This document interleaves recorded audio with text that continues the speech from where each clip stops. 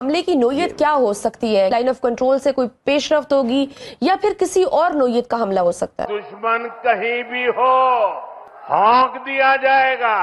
क्या भारत फिर से कोई अटैक करने का सोच रहा है? जो पाकिस्तान में कहा जा रहा है कि जी हाई अलर्ट पे हैं। जब से हम आए मुझे वजूद में, हम ये जो मौका है, ये जो वक्त है, ये शायद सबसे खतरनाक है।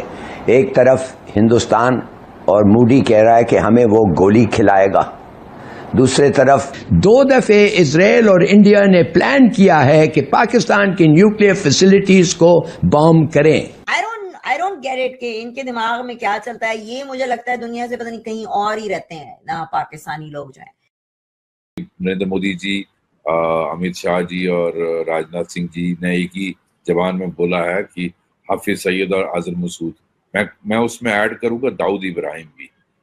इन तीनों को हमारे ये मोस्ट वांटेड लोग हैं। और इसके साथ साथ जो हिजबुल मुजाहिदीन का कश्मीर का वो सलाउद्दीन है, वो भी उस 2 लोगों को और ऐड करिए। इनको हैंड ओवर करना चाहिए। जब उनको अगर हैंड ओवर कर देंगे तो और टेरर फैक्ट्री बंद करें पाकिस्तान। तो मैं रिक्वेस्ट करूंगा अपने honourable prime minister, home minister और डिफेंस मिनिस्टर साहब से कि उस 2 में इन 2 को भी ऐड कर लें, दाऊद इब्राहिम और सलाउद्दीन को। जय हिंद दोस्तों, जैसा कि आप लोगों ने वीडियो में देखा, पाकिस्तान को डर सता रहा है कि भारत कहीं दोबारा अटैक ना कर दे, क्योंकि जिस तरह से भारत के रक्षा मंत्री राजनाथ सिंह ने पाकिस्तान को चिताया है कि पिछली बार तो सिर्फ एयरफोर्स ने अटैक किया था, इस बार INS विक्रांत यानी हमारी नेवी और आर्मी अपना रौद्र रूप दिखाएगी। इससे पाकिस्तानियों में एक डर का माहौल बना हुआ है और ये डर का माहौल अच्छा लगता है, बना रहना चाहिए। तो पाकिस्तानियों ने तो अपनी हार के जश्न भी मना लिए और इनके आर्मी के लोगों को देखो, इतने सारे मेडल्स लगाकर घूम रहे हैं, जाने कौन सी वॉर भारत से जीत गए हैं। वहीं ऑपरेशन सिंदूर के अपने एयरबेस को ठुकवाने के बाद पाकिस्तान के वजीर आजम असीम मुनीर को फील्ड मार्शल भी बना दिया है।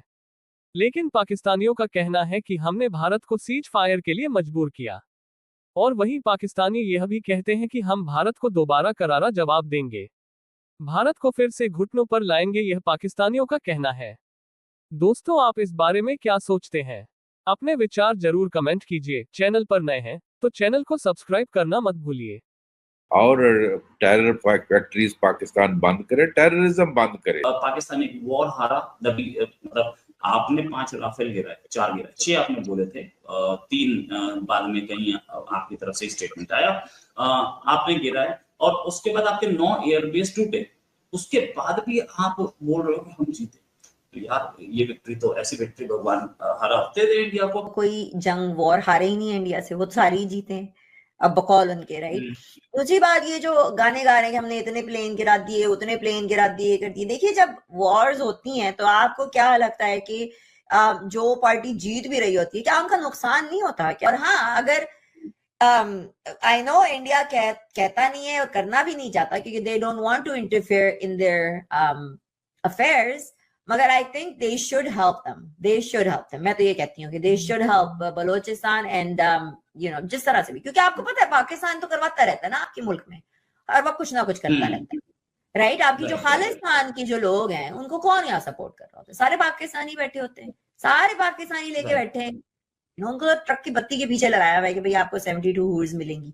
अब उसमें से काफी सारे, मैं नहीं कहती कि सारे ही ऐसे होंगे जो 72 हूर्स के पीछे पड़े हुए होंगे, उनमें से चंद तो सेंसिबल होंगे ना जिनको पता है कि there is no such thing, मगर वो हुब्बुल वतनी, फिर सारा प्रेशर वगैरह, तो ऑब्वियसली लोग तो अब यही कहते हैं भैया it's not worth giving our life for this country. उन्होंने कहा कि अभी अगर नौसेना जो है वो एक्शन में आई होती तो 4 टुकड़े हो गए होते। लेकिन खैर सर, आपके ख्याल से ये तो खैर स्टेटमेंट है, पॉलिटिकल स्टेटमेंट है, हम समझ सकते हैं, मगर आपके ख्याल से अब हिंदुस्तान पाकिस्तान ने जो डेलीगेशंस भी बाहर भेजे, सब कुछ हो रहा है, अब मामलात किस तरफ जा रहे हैं? क्या भारत फिर से कोई अटैक करने का सोच रहा है? जो पाकिस्तान में कहा जा रहा है कि जी हाई अलर्ट पे हैं और भारत कभी भी दोबारा से अटैक कर सकता है, तो फौज का बजट बढ़ा दिया जाए और ये कर दिया जाए, वो कर दिया जाए, इस किस्म की बातें यहाँ पर चल रही हैं।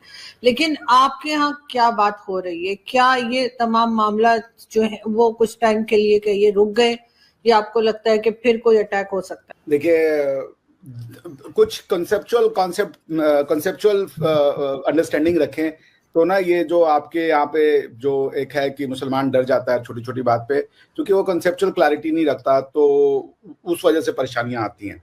सबसे पहले जी, आपने कहा कि पाकिस्तान के 4 टुकड़े हो जाएंगे। अच्छा, पाकिस्तान एक टुकड़े में है क्या? पाकिस्तान है क्या? पाकिस्तान का मतलब क्या, आप ही बताते हैं ना। पाकिस्तान एक रिलीजियस स्लोगन का नाम है। पाकिस्तान कोई कल्चरल आइडेंटिटी है ही नहीं। पाकिस्तान कहाँ अलग? पाकिस्तान क्या बांग्लादेश टूटा? क्यों टूटा? जब आप कहती हैं पाकिस्तान टूट गया 1971 में, क्या टूटा? पाकिस्तान तो वही रहा ना, बांग्लादेश वही रहा और आप यहीं रहे। टूटा क्या? सर अलग तो हो गया ना एक हिस्सा पाकिस्तान से, अलग तो हुआ है ना। भारत भी 1947 में टूटा ना, क्या टूटा? टूटते चीज वहीं रहेगा। बांग्लादेश फिजिकली ज्योग्राफिकली वहीं रहेगा, पाकिस्तान फिजिकली ज्योग्राफिकली, सब जगह हम लोग फिजिकली यहीं रहेंगे। टूटने का मतलब होता है आइडियाज जो हैं वो खत्म हो जाते हैं। मनुष्य उन आइडियाज से अपने आप को रिलेट नहीं करता। जैसे पाकिस्तान ने 1947 के बाद से पाकिस्तानियों को बस इतना सिखाया है कि आप भारतीय नहीं हो, इसी को वो तोड़ना बताते हैं। ठीक है ना, हमारा कल्चर जी, जो आपके आर्मी के चीफ आसिम मुनीर ने कहा था कि 2 नेशन थ्योरी है हमारी, जो है इंडियन जो हिंदुओं के साथ हमारा कोई लेना देना नहीं। वो जो I am sorry to use this word but I have to use it, वो उससे बड़ी मूर्खतापूर्ण बात मैंने सदियों में नहीं सुनी है, सदियों में, कि आप रिलीजन चेंज करने से आपके जो दादे परदादे थे वो हिंदुओं से अलग हो जाते हैं। कन्वर्ट किया हुआ आदमी जो है वो, खैर, तो कुछ टूटता नहीं है आरजू जी। वो जब कह रहे हैं कि हम आपको तोड़ देंगे, वो कह रहे हैं पाकिस्तान का